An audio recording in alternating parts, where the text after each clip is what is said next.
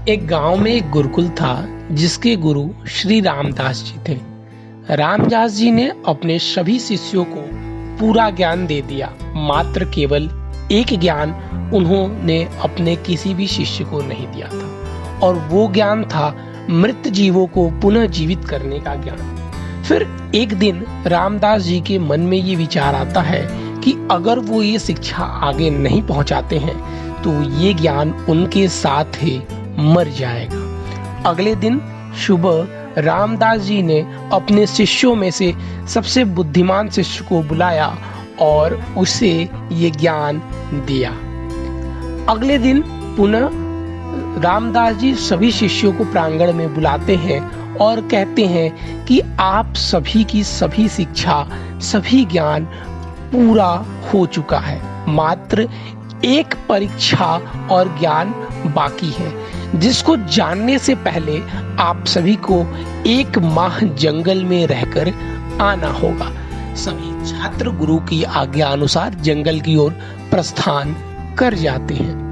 जब वो जंगल में आगे बढ़ते हैं तो वो पाते हैं कि एक पेड़ के नीचे एक शेर मृत पड़ा हुआ था। उस मृत शेर को पड़ा हुआ देखकर वो बुद्धिमान शिष्य, जिसको गुरु ने मृत जीवों को जीवित करने की शिक्षा दी थी, वो बहुत ही उत्साहित हो जाता है और सभी शिष्यों के मध्य अपना ज्ञान प्रदर्शित करने का निश्चय करता है। तभी वो सभी शिष्यों को बताता है कि उस दिन मुझे गुरु ने अपने कमरे में बुलाकर मृत जीवों को जीवित करने की ज्ञान दिया था, जो मैं आप सभी को यहाँ करके दिखाऊंगा। सभी शिष्य बहुत ही भयभीत होते हैं और उसे ये बात समझाने का प्रयास करते हैं कि वो इस प्रयोग को यहाँ न करे, लेकिन वो शिष्य अपने उत्साह में और अपने आक्रोश में चूर था।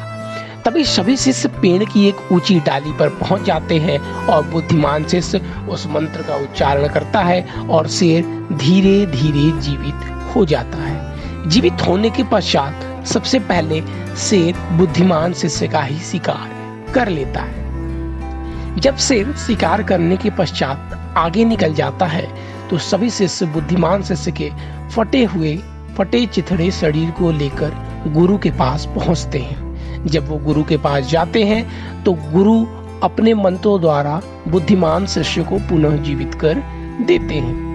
उसके पश्चात गुरु सभी शिष्यों को बताते हैं कि आप सभी को जितनी भी शिक्षा दी गई है उसका प्रयोग कभी भी लोगों के बीच अपने आप को उच्च बनने के लिए, अपने आप को उच्च कोटि का बताने के लिए प्रयोग मत करिएगा।